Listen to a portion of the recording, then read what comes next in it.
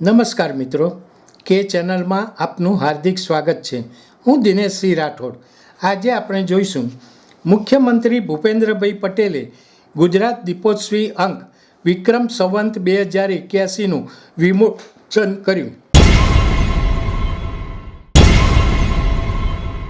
મુખ્યમંત્રી ભૂપેન્દ્રભાઈ પટેલે ગુજરાત દીપોત્સવી અંક વિક્રમ સંવત 2081નું વિમોચન ગાંધીનગરમાં કર્યું હતું. રાજ્યના માહિતી ખાતા દ્વારા દર વર્ષે પ્રકાશિત કરવામાં આવતા દીપોત્સવી અંકની પરંપરામાં આ વર્ષે ગુજરાતના સાહિત્ય, કલા, ઇતિહાસ, સાંસ્કૃતિક વિરાસત, સંસ્કાર વારસાને ગુજરાત દીપોત્સવી અંકના માધ્યમથી પ્રસ્તુત કરવામાં આવ્યો છે.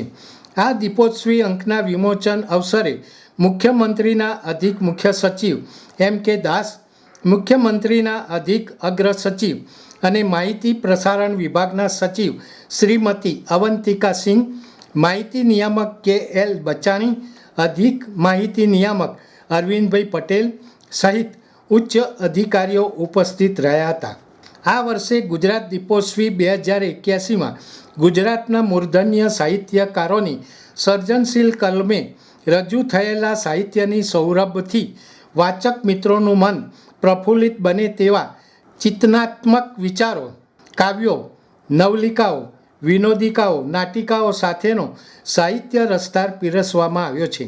એટલું જ નહીં, ગુજરાતના લબ્ધ પ્રતિષ્ઠિત સાહિત્યકારોની સર્જનશીલ કલમે લખાયેલી સાહિત્ય કૃતિઓ દીપોત્સવી અંકમાં પ્રસિદ્ધ કરવામાં આવી છે. આ દરદાર અંક 27 અભ્યાસ લેખો, 31 નવલિકાઓ, 17 વિનોદિકાઓ, 11 નાટિકા અને 97 જેટલી કાવ્ય રચનાઓથી સંપન્ન છે.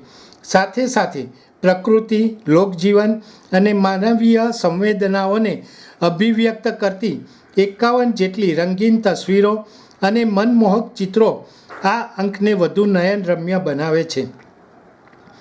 દર્શક મિત્રો, અત્યારે આટલું જ. આવા વધુ સમાચારો માટે જોતા રહો કે ચેનલ. નમસ્કાર.